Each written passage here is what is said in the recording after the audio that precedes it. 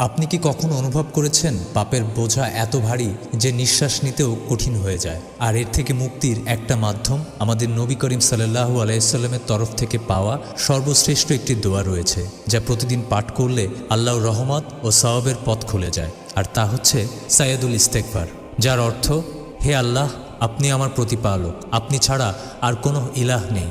আপনি আমাকে সৃষ্টি করেছেন এবং আমি আপনার বান্দা। আমি সাধ্যমতো আপনার সাথে দেওয়া অঙ্গীকার ও প্রতিশ্রুতিতে রয়েছি। আমি আমার কৃতকর্মের অনিষ্ট থেকে আপনার আশ্রয় প্রার্থনা করছি। আমি আমার প্রতি আপনার দেয়া নেয়ামত স্বীকার করছি এবং আমার গুনাহ স্বীকার করছি। অতএব আপনি আমাকে ক্ষমা করুন। নিশ্চয়ই আপনি ছাড়া আর কেউ গুনাহ ক্ষমা করতে পারবেন না। যারা এটি দিনে 6 বার পাঠ করবে, আল্লাহ তাদের পাপ ক্ষমা করবেন এবং জান্নাতের প্রতিশ্রুতি দেবেন। অন্তরের শান্তি, হৃদয়ের স্বচ্ছতা সবই এই দোয়ার মাঝেই রয়েছে।